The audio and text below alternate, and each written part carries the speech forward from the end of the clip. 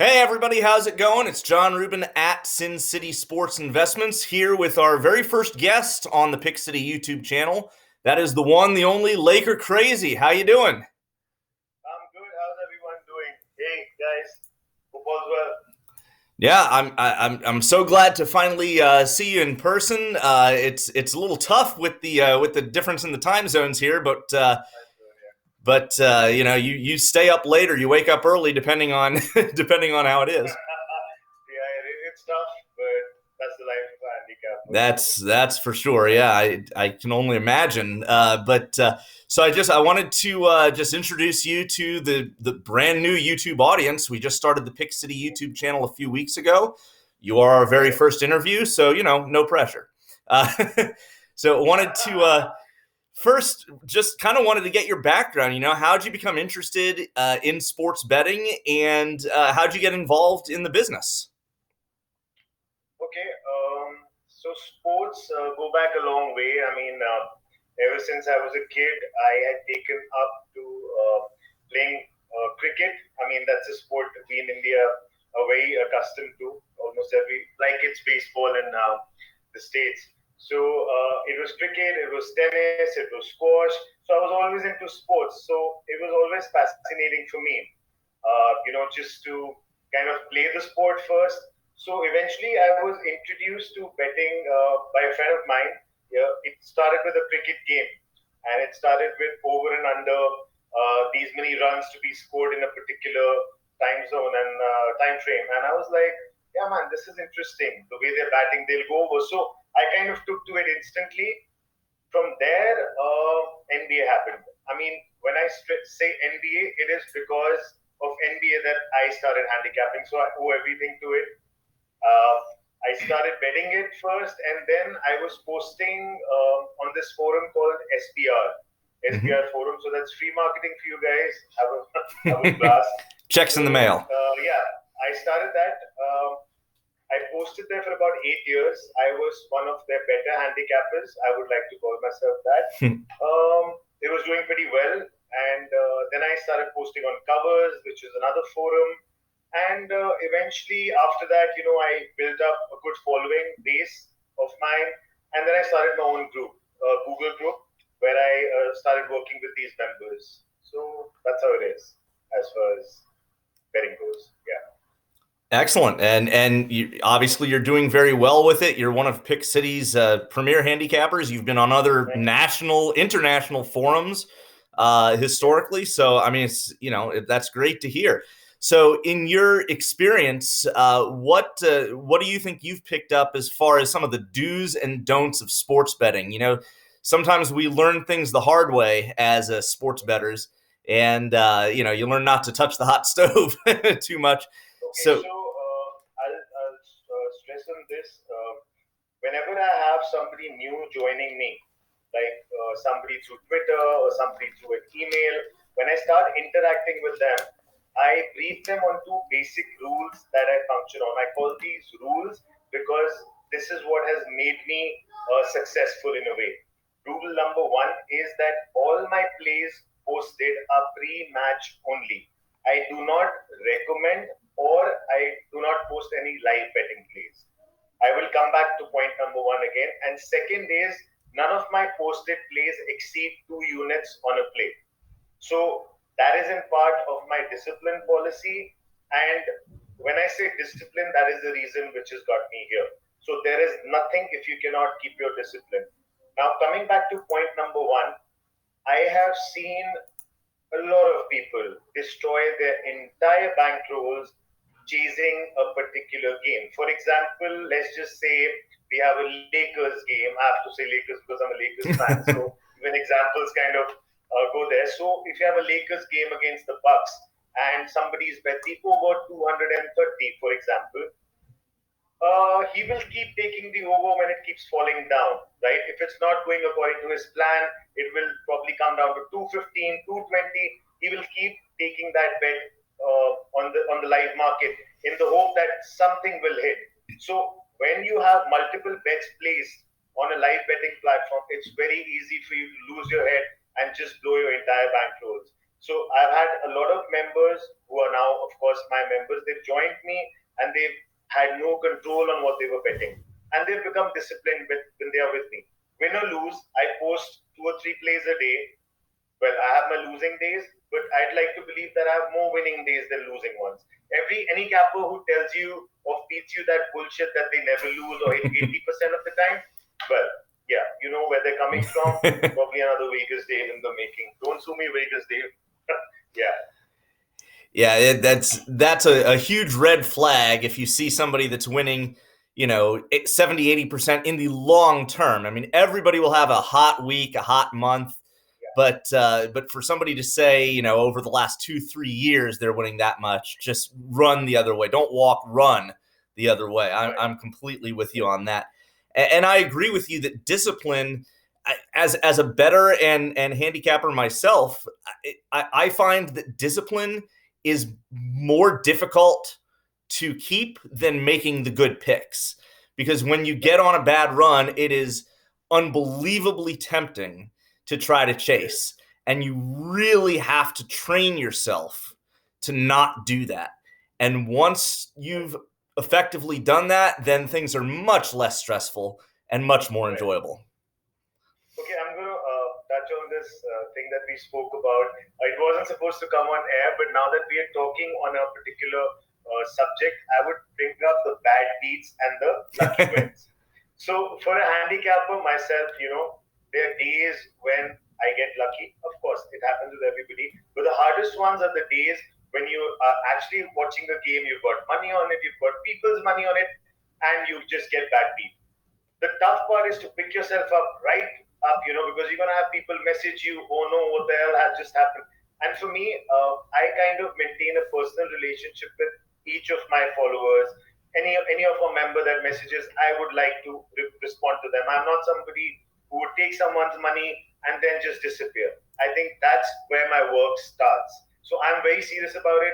So, it's hard to explain to everybody this happened, that happened, and you got to wake up the next morning or night whenever you post your play. You got to be on your job again. Mm-hmm. So I think it's all a part of it. But again, if I am disciplined, then if I have a game where I have 2 units at stake and that play loses, I'll accept it on the chin and move ahead, rather than just posting another of that plays live betting or 2 or more, and at the end of it the followers may be down 6 units instead of the original 2. Mm-hmm. So that is the reason I do not post any live plays. I think live betting is a slippery slope. So I'm with you 150% on that.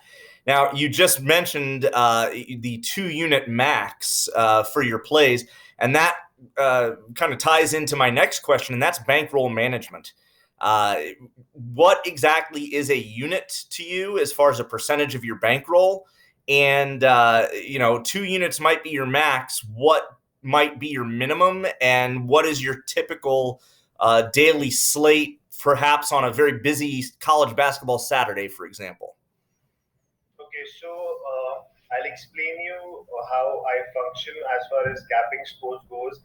So as of now, we're doing NBA. I do college basketball, but to be honest, I haven't really taken it full on this season, so I'm not really focused on that. I'm doing basketball right now, soccer, and there's hockey. Before baseball starts, of course, on the first, which I'm eagerly looking forward to. So I would look at all the slates of these particular games, like NBA and NHL and soccer, and I pick up one game out of them. There would be very rare occasions I might pick up 2 from NBA, but otherwise it's just 1-1-1. So I'll have 3 plays from all across the sports posted. So coming back to bankroll management, see, so now we have everyone's bankroll is different. Okay, so I have clients that bet $10 to $25 a unit. I have clients that go down to betting 1,000 per unit. Mm-hmm. So I think if your bankroll is $2,000 or 3,000 or 10,000, for me, I believe you should not exceed 2 to 3% on a play, mm-hmm. irrespective, because there's a reason why NBA has 80 odd games a season. There's a reason where MLB has so many games. There's betting every day. There are games every day. So if you're going to look at breaking a bank, it's never going to happen. You might as well flush down your money. You have to grind out and move forward always. Again, I'm with you 100%. I can speak from experience as a rookie bettor, trying to chase losses and making things even worse. And so, personally for me, a 2-unit bet would have to be on a futures that's just sitting out there for months at a time. For myself personally, I am a half a unit per game, or half a percent of my bankroll, I should say. But I also bet a lot more each day. I don't limit it to just 3 per day. So I think the fewer games per day that you bet, maybe the higher percentage of your bankroll you can afford. But if you're a volume bettor, then it's probably best to do a much lower percentage. I think, see, there's another very important reason why I do what I do as far as limiting plays goes. First thing is obviously quality over quantity. That's always been the way I have done my handicapping. Also, I do not like laying too much juice with the books. Mm-hmm. So my lines would ideally be any of my plays you look at would be minus 102 to 120. I do not exceed over that. I do not bet 200 favorites, 300 favorites, Sure. because you would take one bet to probably lose, and you would have to make 5 of them Yep. to win it back. That's not my style. So, lay less juice, focus more on quality. Yeah, I think I'm fine hitting 2 out of 3 every day, if you ask me. There are a lot of different ways to get to where you want to go, and that's just as good as any. I'm with you 100%. Your favorite sport? I mean, you mentioned NBA, you mentioned NHL. You like I are very excited about baseball starting soon. Some of us have some spring training games, but that's another story. So what really is your favorite sport to bet and why? Has to be NBA. I mean, like, I've had 12 winning seasons in that. So that's the sport I started handicapping. So my initial love was always watching Knicks play the Rockets. I would visit my relatives, and there would be a basketball game going on, and it just caught my fancy. And then when I started learning more about the sport, and of course following the Lakers, and of course the legend of Kobe Bryant, and all of that, put together, I just found that game to just have that kind of attraction that for me as a person, I was drawn towards the sport. And see, I'm a totals guy. I post point spreads, but very rare. You'll find me handicapping totals mostly, whether it's basketball, baseball. So I would like the concept of the points going over and under, who is going to score how many. So yeah, that intrigued me, and that's where it started from. And here we are. I mean, I'm chasing my 12th winning season, and well, yeah, hopefully we'll get there again this year. And that's so impressive for a game with such high variance like the NBA. To be able to do that for as long as you have, when we go off the air, I'm going to have to ask for your secrets. So on that line, we do have some NBA games tonight. Do you have any picks that you want to throw out there for our audience? Oh, well, there's one starting in half an hour.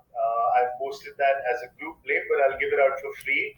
I'm taking the over 241 and a half in the Bucks and Wizards. Okay. So I expect that to be a high-scoring game, and it should. The head-to-head between these two games, these two teams have been pretty close, and they've had a lot of points. Mm-hmm. So I think the Bucks are going to dominate, and this game will hit you. Well, I don't think either team is very well known for their defense, and selfishly, I have Giannis on my fantasy lineup tonight, so I will hope that you are correct. And is there anything else you'd like to add? I would like to add one thing before we leave. I mean, whoever's watching, if you're new to betting, please choose your handicapper wisely, whether it's me, whether it's any of our Pick City agents, or anyone. I say this because 80%, I mean, and that's a big number out of 100, 80% of the people that approach me are down thousands of dollars following some weird idiot who is posting 50 units to 100 unit maxes. They do not hit, period. Let me be very clear. If you're going to win, it is a grind. You cannot be expecting to be a millionaire overnight. It is not going to happen.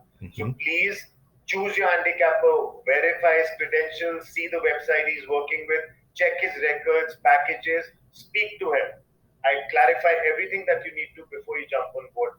Do not throw your money away just by the number of followers a person has. Trust me, I've got 3,000, I can buy 20,000. It does not take much. Everybody can do that, but it's not real. So just keep it real, and all the best to you guys. Do well. You are absolutely correct. A lot of times you've got to cap the capper, in addition to the sport. So yes, be buyer beware always, and make sure that whoever you consult with is transparent and has a long record, and obviously is successful, but is also personable. Is not a guy that's driving sports cars around and with girls on each arm and living the Hollywood lifestyle. That's the 1% of the 1% of the 1%. Everybody else grinds it out every day and finds enjoyment in it. It is fun. It is entertainment. So with that, Laker Crazy, thank you very much for coming on. I know it's early in the morning there, so thank you very much. Make yourself some coffee. Get yourself some strong coffee. I appreciate it, and we'll do this again down the road. All right. Peace, guys. Take care. Yep. Thank you very much.